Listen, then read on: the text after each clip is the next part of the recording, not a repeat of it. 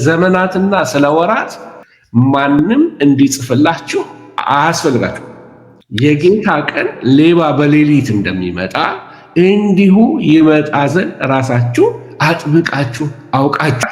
ኢየሱስ በመስቀል ላይ የሚጀምረው ነገር ምንድነው? የጸጋ ዘመን። መስቀሉ የሚጀምረው የጸጋ ዘመን፣ የቤተ ክርስቲያን ዘመን፣ የአሕዛብ ሙላት ይባላል። ከአሕዛብ ሙላት በኋላ የሚመጣው የክርስቶስ ኢየሱስ ዳግም ምጽአት ሆኖ ከዛ በኋላ የሚሆነው የመከራው ዘመን የሚባላል። ይሄ ደግሞ የያዕቆብ መከራም ተብሎ ተጠርቷል።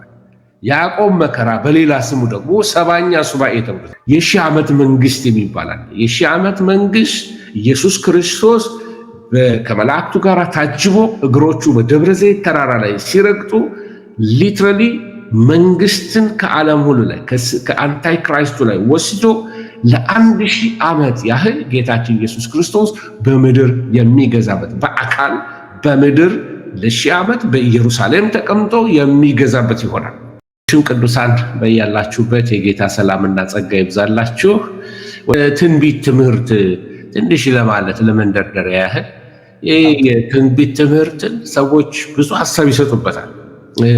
ሙሉ ትምህርቱን ስለ ያተረጓጎም ልዩነቶች ታያላችሁ፣ የመረዳት ልዩነቶች ታያላችሁና እኔ ዛሬ መጥቼ የምናገረው ነገር ምናልባት ለሌሎች ደግሞ የተለየ ሊሆን ይችላል። ማለት ላይረዱት ይችላሉ፣ ወይንም ደግሞ የእነሱ መረዳት ሌላ ሊሆን ይችላል እና የመጀመሪያው የመረዳት አይነት ታሪካዊ ወይንም ደግሞ ሂስቶሪስት የሚባሉ አሉ። እነሱም ለምሳሌ ይሄ የዮሐንስ ራእይ ላይ የተጻፈው ትንቢት ስለ ጸረ ክርስቶስ ይሆን ስለ ዘመን መጨረሻ ይሆን የሚናገረው ታሪካዊ ነው። በአንድ ዘመን በታሪክ ላይ የሆነ ነው። ለምሳሌ የሰርምዴስ ቤተክርስቲያን ከዚህ እስከዚህ ኖራለች፣ የሰርዴስ ከዚህ እስከዚህ ኖራለች እያሉ ዓመተ ምሕረት እየሰጡ በሂስትሪ ይከፋፍሉታል። በሂውመን ሂስትሪ ውስጥ ይከቱታል እና እሱ ሂስቶሪስት ይባላሉ። ሌሎች ደግሞ ፕሪተሪስት የሚባሉ አሉ። ፕሪተሪስቶች እነዚህ ኃላፋውያን የምንላቸው ነው በአማርኛ። ኃላፋውያን ትንቢት ሁሉ ተፈጽሟል። በ70 ዓመተ ምህረት አንቲዮከስ ኤጲፋነስ የሚባለው ሶሪያዊ ንጉስ መጥቶ በኢየሩሳሌም ላይ አሳባ ከሰዋ በኋላ ትንቢት ሁሉ ተፈጽሟል። የተቀደሰው ቦታ ረክሷል። ጸረ ክርስቶስ ማለት እሱ ነው። 6:6 የሚለው ሁሉ ነገር ተፈጽሟል። የሚለው ስለ ኔሮ ነው። በኋላ እመጣበታለሁ የሚሉት ብዙ ነገሮች አላቸው። እነዚህ ኃላፋውያን ናቸው። ስለዚህ የዮሐንስ ራእይ ለዚህ ዘመን ምንም አይጠቅመንም የሚል አቋምና እንድምታ ነው ያላቸው ኃላፋውያን ወይም ፕሪተሪስት። አሁን በኢትዮጵያውያን ሰባኪዎች መካከል እየፈሉ ያሉት ኃላፋውያን ናቸው። ትንቢት ተፈጽሟል የሚሉ ኢየሱስ አይመጣም የሚሉ አስተምህሮት ያላቸው ኃላፋውያን ይባላሉ። በጣም ብዙ ሰንክና ብዙ ስህተትና ያለበት ትምህርት ነው። ሌሎቹ ደግሞ አሳባውያን ወይም አይዲያሊስት የሚባሉ እነሱ ደግሞ ለምሳሌ ኢየሱስ በተራራ ላይ ቆመ አስተማረ የሚለውን ይወስዱና ኢየሱስ ሊትራሊ በተራራ ላይ አይደለም የቆመው በሰው ልብ ላይ ነው ይሏቸዋል። ይሄ እንትን ነው አይዲያሊስት ኢንተርፕሪቴሽን ያላቸው። ለምሳሌ በክፉና በደግ መካከል ያለ ጦርነት ነው እንጂ ጸረ ክርስቶስ የሚባል ነገር የለም። በጎ ክፉ ጉድ ኤንድ ኢቪል ሁሉ ጊዜ ተጸራርተው በተቃርኖ ስለሚኖሩ እሱን ማለት ነው እንጂ ሊትራሊ የዮሐንስ ራእይ እንደዚህ አውሬው ይመጣል ዘንዶ ይመጣል ምናምን የሚለውን አትቀበሉ የሚል ሐሳባውያኖች አሉ። አይዲያሊስቶች ይባላሉ። ሌሎች ደግሞ እንደኔ አይነቶቹ እና እንደ ሌሎችም ብዙ ኢቫንጀሊካልስ እንደ ወንድሜም እንደ ፓስተር ጸባዖትም አይነቶች ፊውቸሪስቶች እንባላለን። ይፈጸማል፣ ኢየሱስ ይመጣል ብለን እናምናለን። ትንቢቶች ሁሉ ተራ በተራ ኦርደራቸውን ጠብቀው ይመጣሉ ብለን እናምናለን።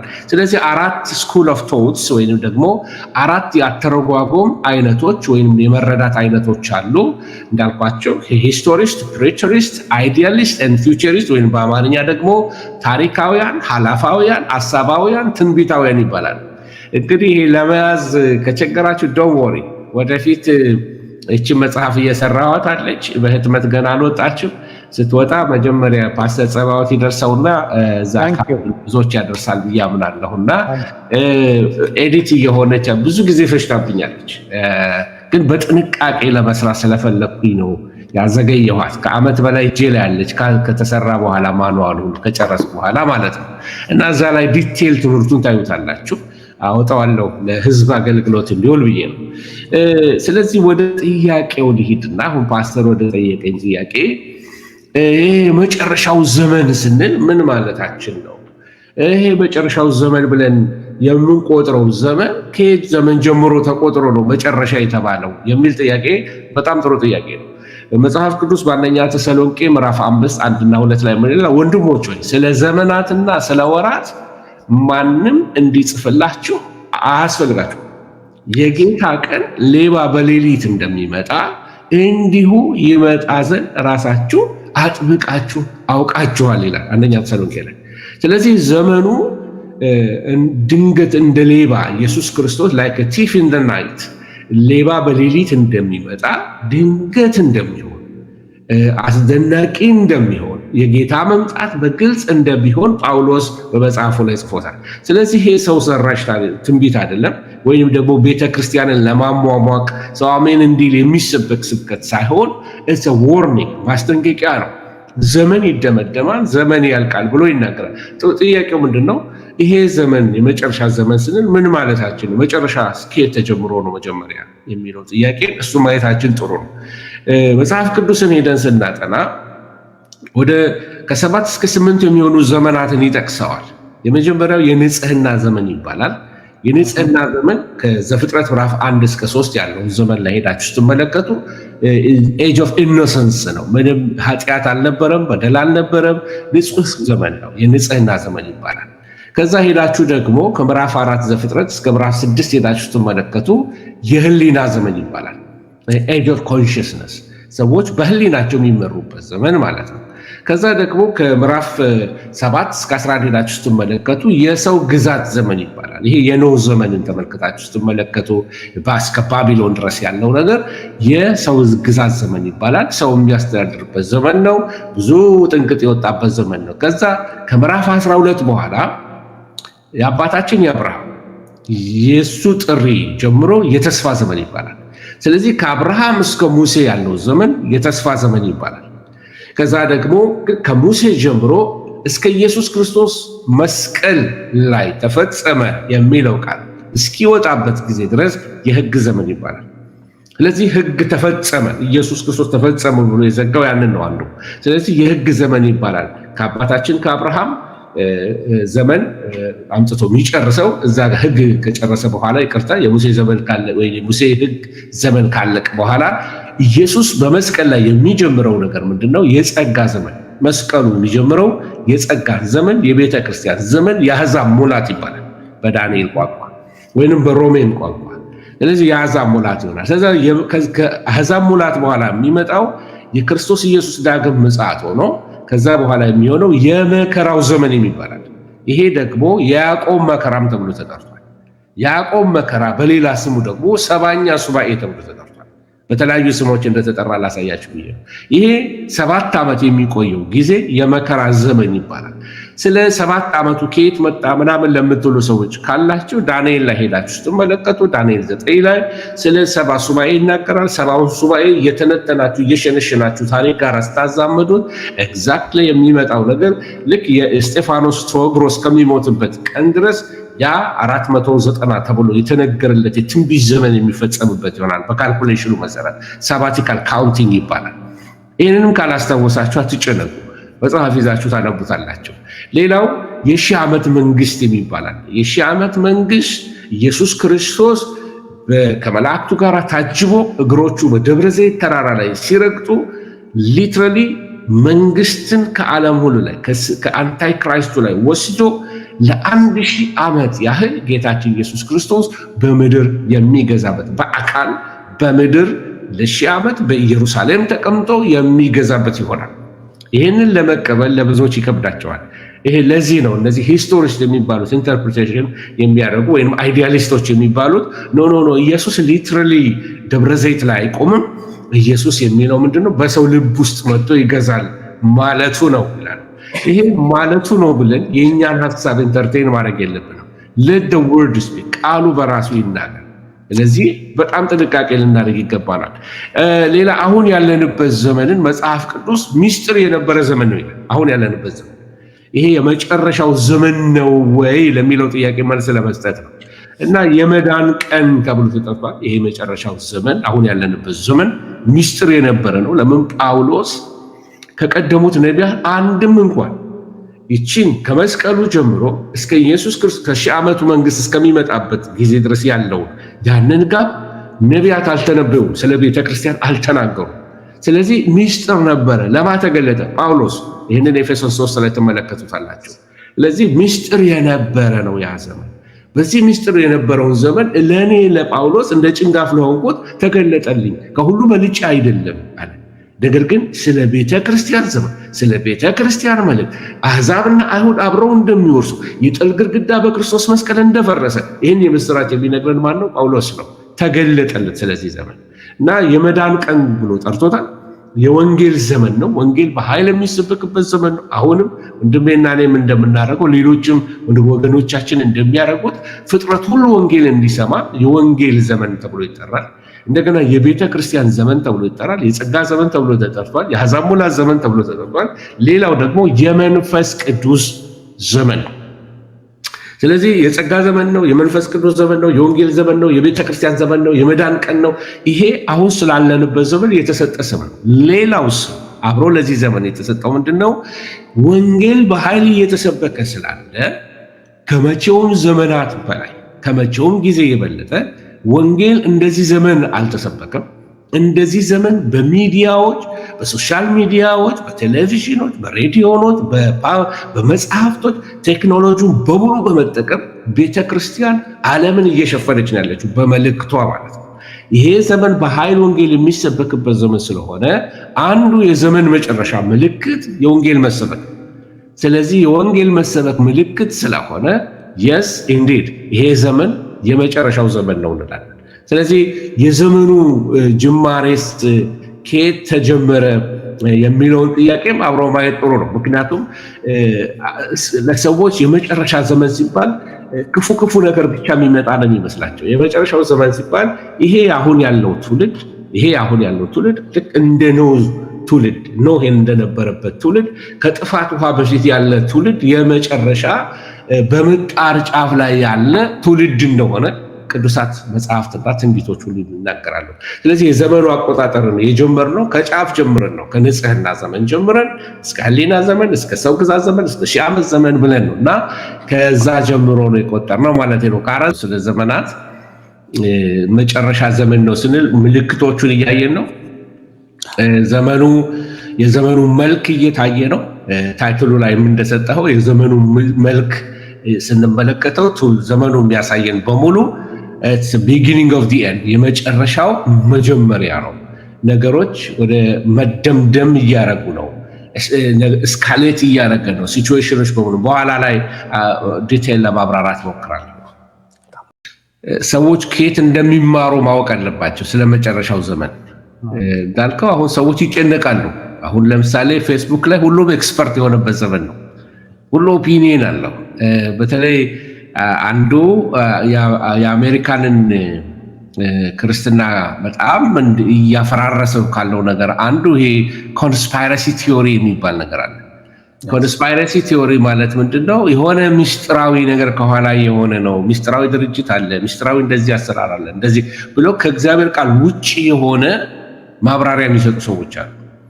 ነገሮችን ያገናኙታል ከተለያየ ቦታ። ኢቭን አንዳንዱ ክርስትናም አይደለም ክርስቲያኖችም አይደለም፣ ግን ብዙ ክርስቲያኖች ይሄ ከእግዚአብሔር ቃል ውጭ የሆነ አስተምህሮቶችን ልክ እንደ ክርስትና አድርገው እየተቀበሉ ነው ያሉት እና ከየት ነው ሶርሱ የሚመጣው? ይሄ አስተምህሮት ቢብሊካል ነው ወይ ብሎ የቤሪያ ሰዎች ታስታውስ እንደሆነ ጳውሎስ ወንጌል ሰብኮላቸው ሲሄድ ምንድን ነው ያደረጉት? በእውነት እንዲህ ነውን ብለው መጽሐፍትን ይመረምሩ ነበር ይላል።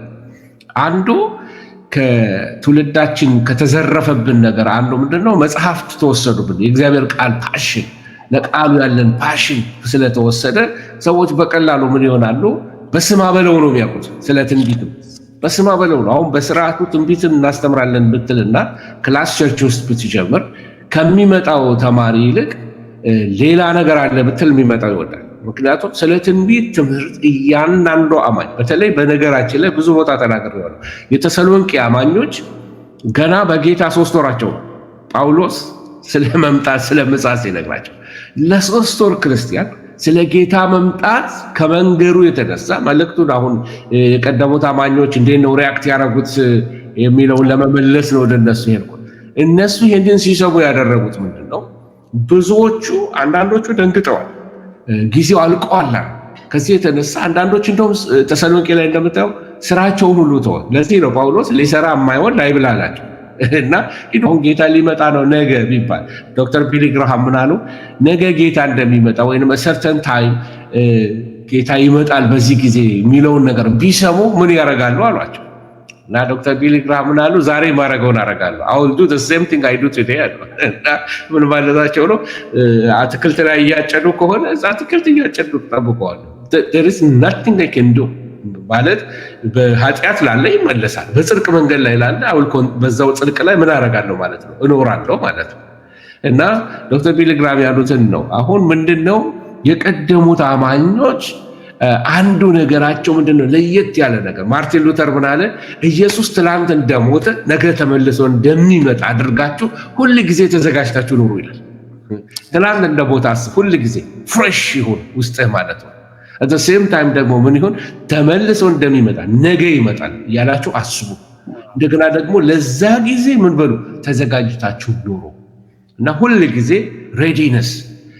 የቀደሙት አማኞች አንዱ ያላቸው ኳሊቲ የእግዚአብሔርን ቃል ሲሪየስሊ ይወስዱታል። የእግዚአብሔር ቃል እንትናቸው አይደለም፣ ይሄ መዝናኛቸው አይደለም። ቆይ እስቲ ከላይ ደግሞ ሊሰብክ ነው፣ እስቲ ምን እንደሚል እንስማ። እንዲህ አይነት ሰው ደግሞ ተነስቷል፣ እስቲ ደግሞ የማማረጥ የብፌ ነገር አይደለም። በቃ ከሰባኪ አይደለም የሰዎችን አድማየር ለማድረግ የሰዎችን ዝና ለማውጣት የሚደረግ ነገር ሳይሆን የእግዚአብሔርን ቃል ሲሪየስሊ ይወስዳል።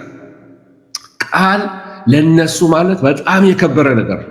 ከዚህ የተነሳ ጳውሎስ ሰብኮላቸው ሲሄድ ይሄ ነገር እውነት ነው ብለው ቃሉን ይመረምሩ ነበር ይለናል መጽሐፍ ቅዱስ።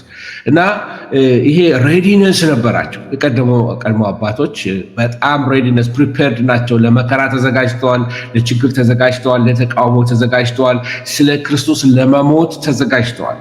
ብዙ ሰዎች የሚመስላቸው ስለ ማርትርደም ወይንም ደግሞ ስለ ሰማዕት ስለመሆን ሲሰሙ ሐዋርያቶች በቃ እያለቀሱ ለአንበሳ የተሰጡ ይመስላቸዋል። እየፈሩ እየተንቀጠቀጡ የሞቱ ይመስላቸዋል። ነው እንደሱ አይደለም። ይጸልዩ ነበር ለመሞት። ሰማዕት ለክርስቶስ ሆነው ለመሞት ይጸልዩ ነበር። በፍርሃትና በመንቀጥቀጥ አይደለም ወደ ሞታቸው ይሄዱ። ሲታሰሩ እየደነገጡ እየፈሩ እያለቀሱ ለመሞት ሬዲ ሆነዋል። የሚሰሙትም ወንጌል አዘጋጅታችኋል፣ ለመከራ ተዘጋጅተዋል። በዓለም ሳላችሁ መከራ አለባችሁ፣ ስለዚህ አይዟችሁ እኔ ዓለምን አሸንፌአለሁ። ስለዚህ በተሸነፈ ዓለም ስለምትኖሩ ጌታ አበርትቷቸዋል። ቃሉ ሲሪየስሊ ይወስዱታል። ስለዚህ ልክ ማርቲን ሉተር እንዳለ ሁሌ እንዴት ነበረ ይኖሩ የነበሩት? ልክ ኢየሱስ ትላንት እንደሞተ ነው የሚያስቡት። ትላንት ጀስት የስተርዴይ ጎች ሰምተው የሆኑ ፕሮፌሲዎች ሰምተው ህይወታቸውን የተመሳቀለ ብዙ ሰዎች አሉ። ስለዚህ ከማን እንደምትማሩ ትንቢቶችን ልትጠነቀቁ ያስፈልጋል። ለምን? በመጨረሻው ዘመን ላይ ብዙዎች የትንቢት አስተማሪዎችም ይሆናሉ። ምክንያቱም ኢየሱስ ለዚህ ነው እዛ ነው ቢሏችሁ አትሄዱ አላቸው። ኢየሱስ በዛ ተገለጠ፣ በዚህ ተገለጠ። አሁን ብዙ አንታይ ክራይስቶችን ልነግራችሁ እችላለሁ። በዚህ ዘመን በአንታይ ክራይስት ስም የተጠሩ ሰዎች በስጋ የሚኖሩ ሰዎች አሉ። ምናልባት በኋላ እንነጋገርበታለን። ስለዚህ ኢየሱስ ይመጣል ብለው ኑሮ አቆሙ ይጠብቁ ነበር። በትጋት ሊሰሩ ሲገባቸው ያልተፈጸሙ ትንቢቶችን እየጠበቁ የትንቢቱን መፈጸም ቁጭ ብለው ይጠብቃሉ። እየሰሩ ከመጠበቅ እየሰበኩ ከመጠበቅ እና ጳውሎስ ምን ይላል? ሁለተኛ ተሰሎንቄ ምዕራፍ 2 ላይ አሁን እንግዲህ አንድ ሰው በዚህ ዘመን የጌታ ቀን መጣ ሲባል ይደነግጣል ወይ ነው ጥያቄው። እንደው ከሰማይ የሆነ ሰማይ ተሰንጥቆ ካልተከፈተ ጌታ ሊመጣ ነው ብንለው የሚደነግጠው ትውልድ እኮ ቀድሞ ልቡ ያልተያዘ ትውልድ መሆን አለበት። ልቡ ለጌታ የተለቀቀ ወይኔ ጌታ መጣ ወንጌል ሳልሰብክ ወይኔ ጌታ ሊመጣ ነው ብሎ ያ ሐሳብ ይመጣበታል። እና እንዳትናወጡ የመጀመሪያው ቃል አሁን ያነበብክልኝ ይላል። እንዳትደነግጡ መናወጥ ድንጋጤ ነበራቸው። ዋይ የጌታ ቀን ቀርቧል፣ የጌታ ቀን ደረሰ። ስለዚህ የፍርድ ቀን እንደሆነ ያውቁ ነበረ። የመጨረሻው ዘመን ብለው ሲያስቡ ጀጅመንት ይኖራል፣ ፍርድ አለ፣ አካውንታቢሊቲ አለ። በጌታ ዙፋን ፊት ስንቆም ምን ይዤ ነው የምቆመው? አካሄዴ ምን ይመስላል? ኑሮዬ ምን ይመስላል? ጌታ ፊት አፍራለሁ ወይ? በጻድቁ ፊት በመሲሁ ፊት ምን ይለኝ ይሆን? እሱ እውነተኛ ሚዛን ያለው ጌታ እሱ ብቻ ነው። ዛሬ ሰው እኮ ሊለን ይችላል፣ ብሎ ሊያደቀን ይችላል። ግን በጌታ ፊት እንቆማለን። በስውር የተሰራው ይገለጣል። በቃ በጌታ ፊት መልስ እንሰጣለን እና የሚያስፈራ ነው። ስለዚህ እነሱ በዛ ዘመን በጽድቅ ዘመን እየኖሩ በጽድቅ አካሄድ እየኖሩ ከፈሩ፣ እኔና እናንተ በዚህ ዘመን እየኖርን ብዙ በድፍረት የምንመላለሰው የምንናገረው ብዙ ነገር ያለን ሰዎች፣ የዚህ ዘመን መጨረሻ ሰዎች ያለን ሰዎች በጣም ልንፈራ ይገባል። በጌታ ፊት ስንገለጥ፣ በጌታ ፊት ልባችን ሲለካ፣ አንድ ቀን ወደንም ጠላንም በሱ ፊት መቆማችን አይቀርም ወገኖች ሆይ። ስለዚህ በመልእክት አለ ጳውሎስ፣ በትንቢት ወይ በመንፈስ የሰማችሁት ቃል ስለ ጌታ መምጣት ትንቢት ሰምታችሁ ከሆነ ቃል ሰምታችሁ ከሆነ የጌታ ቀን ደርሷል ብላችሁ ከአእምሯችሁ ቶሎ እንዳትናወጡ እንዳትደነግጡ ብሎ እነሱን ያረጋጋል። እኛን ደግሞ ቢሆን ጳውሎስ በዚህ ዘመን እኛን ምን የሚለን ይመስላል? ኧረ ተነሱ፣ ኧረ ንቁ፣ ኧረ ተቀስቀሱ፣ ተኝታችኋል፣ ጌታ እኮ ሊመጣ ነው፣ በደጅ ነው፣ ነገሩ እኮ ተደምድሟል እያለ የሚቀሰቅሳቸው ይመስለኛል። እና ታሪክም ስትመለከተው ቅድም እንዳልነው በዚህ በኮሎሲየም ወይም ደግሞ በሮም ይሆን በተለያዩ በአልጄሪያ አካባቢ ሮማን ኤምፓየር በገዛበት ኤሪያ ሁሉ ላይ ስትመለከተው በትልቅ የስፖርት መጫወቻ ስፍራዎች ለእንስሳ ይሰጣሉ። ከነዚህ ሁሌ ማነሳት አንድ ሴት አለች፣ ፐርፐቱዋ የምትባል ሴት እና ወደ ጌታ ለመሄድ ስታስብ ልጅ ወልዳለች። የአገረ ገዢ ልጅ ናት። ስለዚህ እሷ ክርስቲያን በመሆኗ ተፈርዶባታል እና እስር ቤት ሆና ገና ልጅ ወልዳ መጫት ናት እና ገና ወተት ይዛለች እና ወተት እንዳታጠባ ልጇን ሌላ ክፍል ያስለቅሱታል።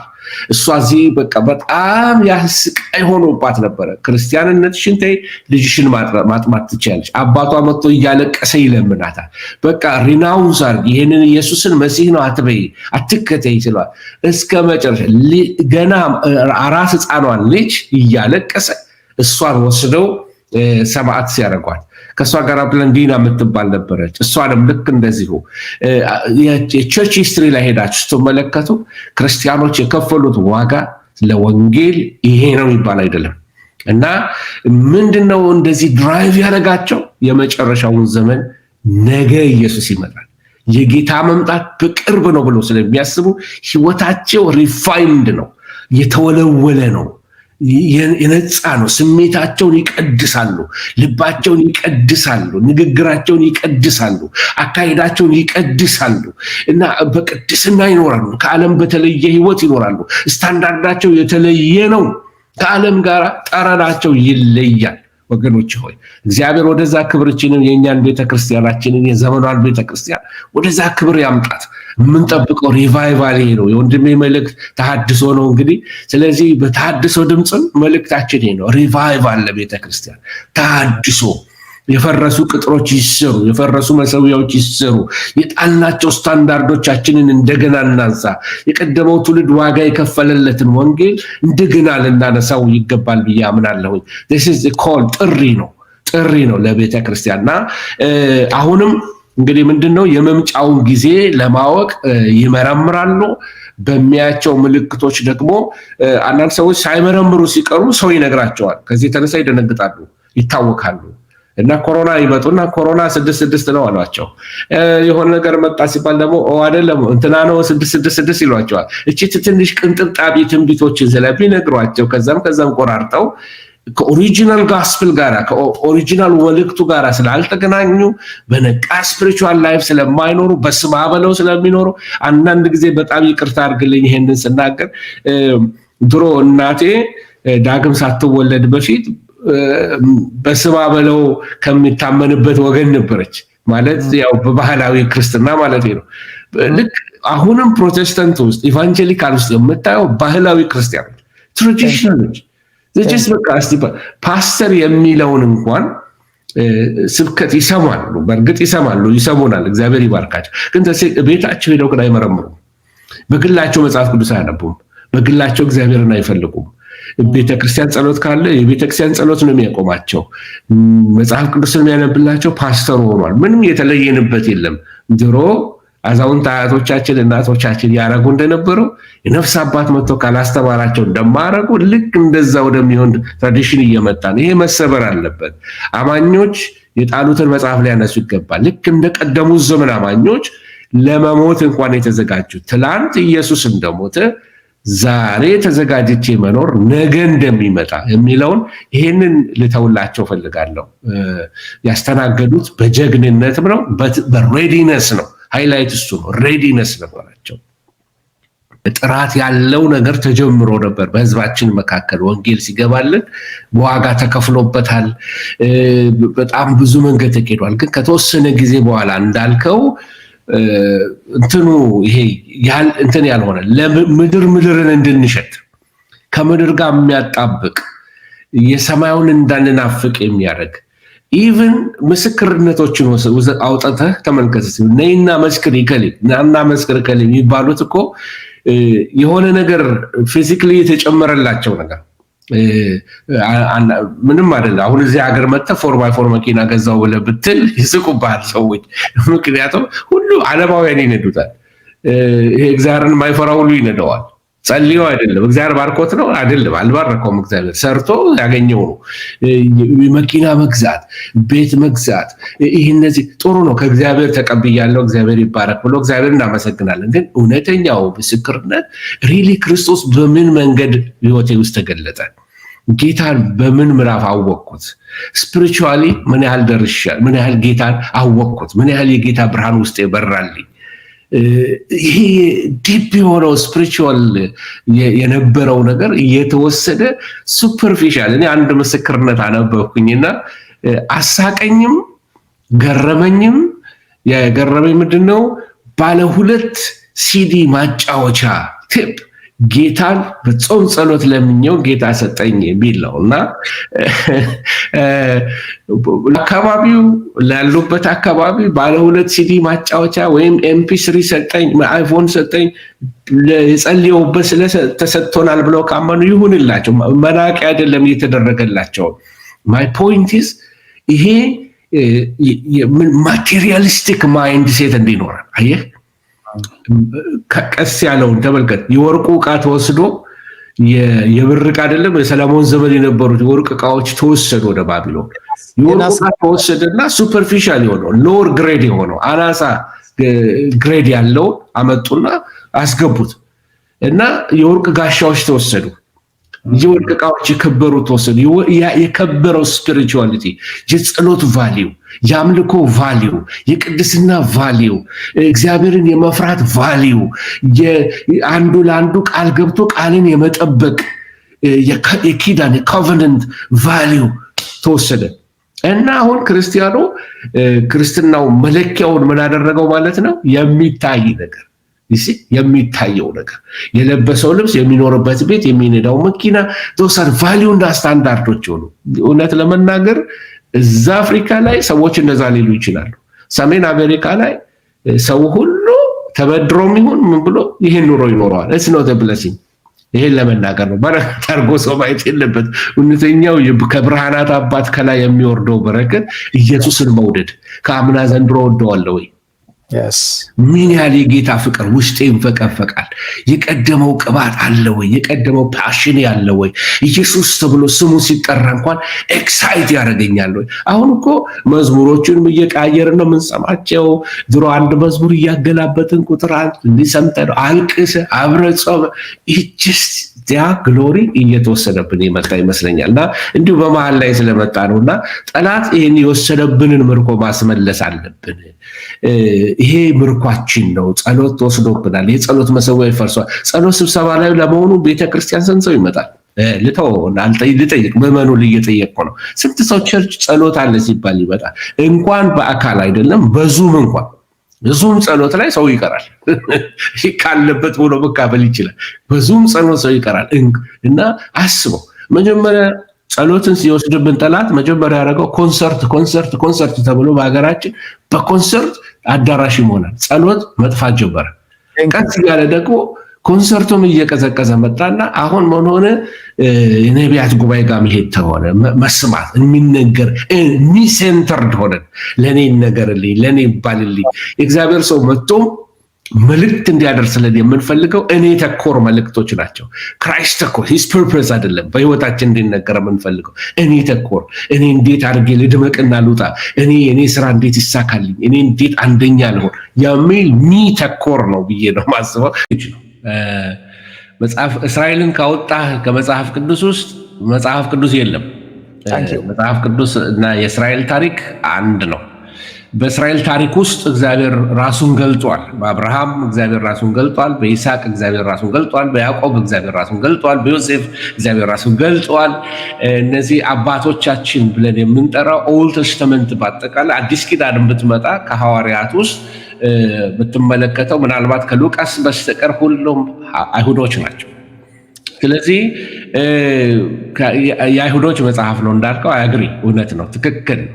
ስለዚህ የመጨረሻው ዘመን ከእስራኤል ጋር ግንኙነት ብቻ ሳይሆን የመጨረሻው ዘመን እስራኤልን ማዕከል ላይ አድርጎ የሚፈጸም ኢንደ ሴንተር ናት። እስራኤልን በቃ ኢንቮልቭ የማያደርግ ነገር የለም።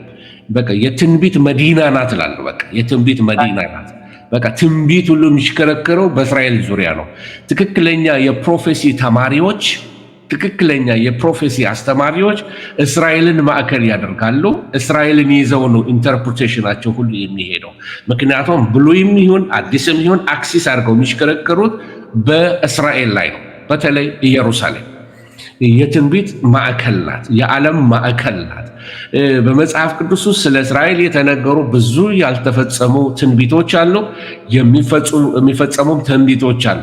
ለምሳሌ ልንገራችሁ። በሁለተኛው ዓለም ጦርነት ጊዜ ወደ ኋላ ልሄድ እስከ መጨረሻ ልሄድ እና በ70 ዓመተ ምህረት ላይ ዓመተ ምህረት በአይሁዶች በተበተኑበት ጊዜ አንቲዮከስ ኤጲፋነስ የሚባለው ሰው መጥቶ አሳማ በኢየሩሳሌም መቅደስ ውስጥ አርዶ መቅደሱን ካረከሰ በኋላ እስራኤል ተበትነዋል። ከዛ መቃባውያን ተነስተዋል። ብዙ ታሪኮች ልነግራችሁ እችላለሁ። እሱን ትቼ ይሄ ማሳዳ ላይ የሆነው ታሪኮች ብዙ ነገሮች አሉ። እሱን እተወዋለሁ። ወደ ከናወነው በሮማውያን መካከልና በአይሁድ መካከል በቀናተኞች ወይንም ደግሞ በዜለት በሚባሉት በእነሱ መካከል የሚገርም ታሪክ ነው። እንግዲህ ወደዛ ሄደ በ70 ዓመተ ምህረት ላይ ወደሆነው ታሪክ ላይ ሄደን እስራኤል ከተበተነች በኋላ እስከ 1948 ድረስ እስራኤል የምትባለዋ ምድር በመጽሐፍ ላይ ታዋት ይሆናል እንጂ ምድሪቱ ራሱ ፓለስታይን ተብሎ ነው።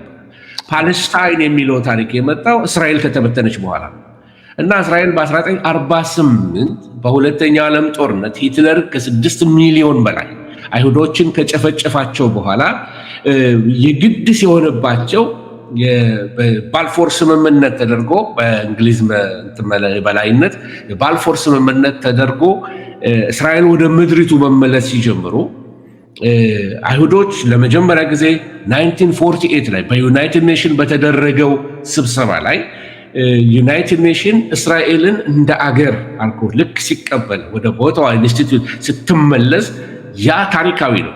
ለብዙ ዘመን በኋላ በውኑ አገር በአንድ ቀን ይመሰረታልን የሚለው ትንቢት ተፈጸመ በኢሳይያስ ላይ። በአንድ ቀን እስራኤል የምትባል አገር በአንድ ጊዜ መጣች። ዋይ ተበትነው ነበር በዓለም ዙሪያ ሁሉ። ስለዚህ መጽሐፍ ቅዱስ ስለዚህ ሲነግረን የበለስ ማቆጥቆጥ ይለዋል። ይሄንን ኢንሲደንት በለስ አቆጠቆጠች። ይሄ ትንቢት የተናገረው ጌታ ኢየሱስ ክርስቶስ ነው። በለስ ስታቆጠቁት የዛን ጊዜ ዘመኑ እንደደረሰ ወቁ ይላል። ስለዚህ ያ ዘመን ከ1948 በኋላ የዘመን መምጣት ጫፍ ላይ እንደደረስን ምልክቶችን እያየን ያየ ነው። ብዙ ትንቢቶች እየተከታተሉ እየፈጠኑ ነው። ስለዚህ አንድ የእግዚአብሔር ካላንደር ናት ብዬ የምለው ምንድነው? በቃ እግዚአብሔር ትንቢትን ለማየት ከፈለግን የግድ እስራኤልን ማየት አለብን ብለው ለዚህ ነው የበለስ ማቆጥቆጥ በዛ ተፈጽሟል። ሌላ እግዚአብሔር እስራኤልን ባማከለ ሁኔታ ትንቢቶች ሁሉ እንዲገጣጠሙ አድርጓቸዋል። ለምሳሌ ጸረ ክርስቶስ የሚነሳው በአይሁድ ሕዝብ ላይ ነው የሚሆነው። ያ ነው የመጨረሻው ዘመን ሰባኛው ሱባኤ በአይሁዶች ላይ የአይሁድ የመከራ ዘመን ነው የያዕቆብ መከራ ነው ብለን የምንለው ጸረ ክርስቶስም ታርጌት የሚያደርገው አይሁዶችን ነው። ስለተመረጡት ቀናቶቹ ያጥራሉ ብሎ ጌታ ኢየሱስ ክርስቶስ የተናገረው የተመረጡት አይሁዶች ናቸው። እንዳትሳሳቱ። አንዳንድ ሰዎች ለክርስቲያኖች ያደርጋሉ። ክርስቲያኖች የሉም በዛ ሰዓት ላይ። ስለዚህ ስለተመረጡት እንደውም የእስራኤልን አገሮች አልፋቸው አትሄዱ፣ አጭር ጊዜ ነው የሚሆነው፣ ቀኖቹ ያጥራሉ። 3 ዓመት ተኩል ታላቁ የመከራ ዘመንን ነው የሚናገረው። ስለዚህ ቀናቶቹ ያጥራሉ የተባለውም ለአይሁድ ሕዝብ ነው። ሁለቱ ነቢያቶች ማን ነው? ጆንሰን እና ፒተርሰን የሚባሉ እንግሊዞች አይደሉም፣ ወይም ደግሞ አሜሪካኖች አይደሉም። these are Jewish people አይሁዶች ናቸው። ሁለቱ ነቢያቶች። አንዳንዶች ኢየሩሳሌም ይሄዱና ኢየሩሳሌም መኖር ይጀምሩና ይሄ ምንድነው መሳያ ኮምፕሌክስ የሚሉት ነገር አላቸው። ያ ስለ አእምሮ በሽታ ይሄዱና እኔ ነኝ ከሁለቱ ነቢያቶች አንዱ ነኝ ነው ይላቸዋል እዛ። እና ኢየሩሳሌም አንዱ እስራኤል ሴኩሪቲዎች አንዱ ከሚቸገሩበት ነገር ምንድነው? ክርስቲያን ከልቶች አሉ። እነዚህ ክርስቲያን ከልቶች አንዱ በቃ ወፈፍ ያደርገዋል። ተነስቶ እኔ ነኝ ከሁለቱ ነቢያቶች እኛ ነን ይላሉ። አንዳንዶቹ በየዘመኑ ተነስተዋል፣ ወደፊትም ይነሳሉ። ምናልባት ፓስተር የምታውቃቸውም ሊኖሩ ይችላሉ። ሁለቱ ነቢያቶች አንዱ እኛ ነን ብለው ክሌም የሚያደርጉ ሊኖሩ ይችላሉ። ግን አይሁዶች ናቸው፣ እውነት ነው፣ እግዚአብሔርን አገልጋዮች። ስለዚህ የመጨረሻውን ዘመን አናውንስ የሚያደርጉ በጸረ ክርስቶስ መንግስት ላይ ጨለማ የሚያመጡ ፍርድ የሚያመጡ ቅጣት የሚያደርጉበት ሁለቱ ነቢያቶች ናቸው። ያሰቃዩታል የጸረ ክርስቶስ መንግስት። እነሱ ሲሞቱ በአደባባይ ዓለም ሁሉ እያያቸው ይላል። ዓለም ሁሉ ደስ አለው፣ ስጦታ ሁሉ ተሰጣጡ ይላል። ለምን? የእግዚአብሔር እውነተኛ ነቢያቶች የእግዚአብሔርን ጀጅመንት ዲክሌር ያደረጉ ነበረ። ስለዚህ ሁለቱ ነቢያቶች ይሁዲዎች ናቸው። ቤተ መቅደሱ በመጨረሻው ዘመን ላይ ይሰራል። ቤተ መቅደሱ የሚሰራው ኢየሩሳሌም ላይ ነው። የትንቢቱ ቃል ይፈጸም ዘንድ እስካሁን ድረስ በቂ ቦታ አለ። የኢየሩሳሌምን መቅደሱን ለመስራት በቂ ቦታ አለ። አሁን ካለው አላክሳ ሞስክ አይደለም የምትሉት፣ አላስካ ሞስክ አጠገብ ያለው ቦታ ይሄ ወስተርን ዎል ያለበት ቦታ ቀጥታ ከኢየሩሳሌም ከደብረ ዘይት ተራራ ላይ ስትመለከቱ የምስራቁ በር እንደተዘጋ ነው። ስለዚህ እዛ ቦታ ላይ ለማስቀመጥ ምንም የሚቸግራቸው ነገር የለም። ፎርዳት ማተር ጸረ ክርስቶስ በሚመጣበት ዘመን ላይ ምናልባት አግሪመንቱ ከሰወረላቸው ያን ቦታ ምናልባት ለአይሁዶች ሊያስለቅቅላቸው ይችላል። ይህን ያህል የሚቸገሩበት አይመስለኝም። ፖለቲካሊ ለአረቦቹ የሆነ መሬት ሰጥቶ ለእነሱ ይህንን መስጠት ምንም የሚቸገሩበት አይመስለኝም። ስለዚህ በዲፕሎማሲም ሊያደርጉ ይችላል አንታይክራይስቱ። ስለዚህ የጸረ ክርስቶስ ዙፋኑንም የሚያደርገው ደግሞ የት ነው ብትሉ በመቅደሱ ውስጥ ነው። ልክ አንቲዮከስ አፒፋነስ የሚባለው ሶሪያዊው ጀነራል እንዳደረገው ልክ እንደዛ በመቅደስ ተቀምጦ የጥፋት እርኩሰትን ያቆማል፣ ወይንም ጣዖት ያቆማል። ራሱን እኔ እግዚአብሔር ነኝ ስገዱልኝ የሚል ይመጣል። የዛን ጊዜ ጌታ ኢየሱስ ክርስቶስ ምን አለ? እኔ በአባቴ ስም መጣሁ አልተቀበላችሁም። ሌላው በራሱ ስም ይመጣል ማለት እኔ እያለ ይመጣል። ኢየሱስ ደግሞ አባቴ የአባቴ ፈቃድ እያለ ነው የመጣው። እሱን እናንተ ትቀበላላችሁ ይሄ እኔ ያለውን ብሎ ነገራቸው ማለት ነው። ስለዚህ በእስራኤል ታላቅ ተሐድሶ ይመጣል። ታላቅ መከራ ግን ቀድሞ ይመጣል። ታላቅ መከራ ይመጣል። ይሄ የያዕቆብ የመከራ ዘመን ተብሎ ይጠራል። የመከራ ዘመን። ስለዚህ እስራኤልን ያላማከለ ትንቢት የለም። ገና የሚፈጸሙ ትንቢቶች በጣም ብዙ አሉ። ስለ አርማጌዶን ስንቱን ነግሬያቸው ልጨርስ። አርማጌዶን የሚሆነው በእስራኤል ነው አይደለም? ከመጊዶ ተራራ መጊዶ ሜዳው ላይ ፕሌን ነው። አሁን ስዕሉን ወደፊቱ ፓስተር ቢያሳያቸው የሚገርም ቦታ ነው። እስካሁን ተነጥፎ የተቀመጠ ነው የሚመስለው እና የሚገርም አይነት ስትራቴጂካሊ ለመጨረሻው ዘመን እስራኤልን በዛ ቦታ ላይ ተቀምጣለች። ስለዚህ የዓለም ፖለቲካ ሁሉ ሴንተር እስራኤል ትሆናለች። ኢየሱስ የሚገዛው በኢየሩሳሌም ነው። 1000 ዓመት መንግስቱን የሚያስተዳድረው በኢየሩሳሌም ነው። ክብር ለእግዚአብሔር ይሁን እና ከጻድቃን ጋር ዲሰንድ አድርጎ ከሰማያት ሁሉ ሲወርድ የሚመጣው በደብረ ዘይት ተራራ ላይ ነው እግሮቹ የሚቆሙት። ደብረ ዘይት ተራራ ያለው ይሄ አዲስ አበባ ጫፍ ላይ ያለው አይደለም። ደብረ ዘይት የሚለው ማውንት ኦሊቭስ ያለው በኢየሩሳሌም ፊት ለፊት ከቤተ መቅደሱ በመካከል ያለው የሄኖም ሸለቆ አለ። እሱ ዳገቱ ላይ ነው ያለው። ስለዚህ ጌታችን ኢየሱስ ክርስቶስ ትንቢቶች ሁሉ ሰርክል የሚያደርጉት በኢየሩሳሌም በእስራኤል እንደሆነ ይህን ይነግሩናል። ስለዚህ እስራኤልን ሳናው ስለ እስራኤል ቦታ ሳንሰጥ መጽሐፍ ቅዱሳችንን እንደሚገባ ልናውቀው አንችልም።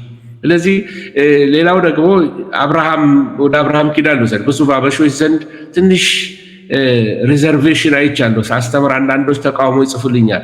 አይሁዶችን የሚጠሉ ሰዎች አሉ። በጣም ይገርመኛል። እንዴት አድርጋችሁ ነው እኔን ወዳችሁኝ ወንድሜን የምትጠሉት? እንዴት ነው? እስኪ ንገሩኝ። ኢየሱስን ወደን እንዴት ወንድሞቹን እና ቤተሰቦቹን እንጠላለን? አይሁዶችን እንጠላቸዋለን? ይሄ ማለት ፖለቲካሊ አሁን ያለችው እስራኤል አሁን ያለችውን እስራኤል ብቻ አይደለም። ኢየሱስ በኢየሩሳሌም ተቀምጦ ዓለምን ሁሉ ይገዛል እና ነገስታት ሁሉ ስጦታ ይዘው የሚሄዱት ወደ ኢየሩሳሌም ይሆናል። ይሰግዱለታል። ዓለምን ሁሉ ያስተዳድራል። የሚፈረድባቸው በዛ በኢየሩሳሌም ይሆናል ቅጣታቸውን የሚቀበሉት። ስለዚህ ስለ ሚሌኒየሙ ስለ 1000 ዓመት መንግስት አሁን ለመንካትም ጊዜ አይበቃም። ስለዚህ የመጨረሻው ዘመን ውስጥ ነው ያለ ነው። የመጨረሻው ዘመን ደርሷል ነው የምንለው እና እስራኤል ደግሞ በዚህ መካከል ላይ ዜናዎችን ተመልከቱ። የእስራኤል ዜና አካባቢ ላይ አክቲቭ ነው። ግሎባል አንድ ነገር እስራኤል ላይ ከሆነ ግሎባል ነው የሚሆነው። ግን አንዳንድ ጊዜ ቅድም ጀምሬ ያቆምኩት ልተው። ለምሳሌ በእስራኤል በፓለስቲኒያ መካከል በፍልስጤም መካከል ያለው ኮንፍሊክቶች አንድ የእስራኤል ወታደር ለምሳሌ አንድ የፍልስጤምን ወጣት ልጅ ዲስሪስፔክት አደረገ ወይም አንድ ነገር አደረገ ቢባል ሰዎች ጥላቻ ይገባቸዋል። የመርህ ጉዳይ ነው። ምድሪቱ የማን ናት ነው? ምድሪቱን እግዚአብሔር በአብርሃም ኪዳን መሰረት ምድሪቱን ለእስራኤል ሰጥቷል። የእስራኤል ምድሪቱ በነገራችን ላይ የእግዚአብሔር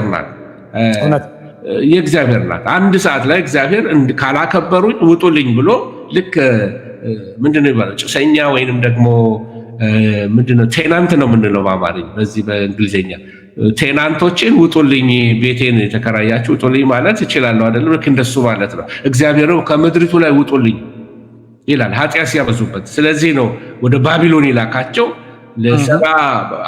ሰንበትን ማቆሙ ለብዙ ዓመታት ያህል። ስለዚህ 490 ዓመት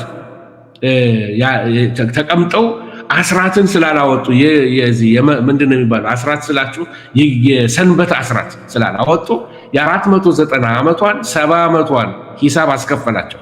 70 ዓመቷን ወደ ባቢሎን ውስጥ ነው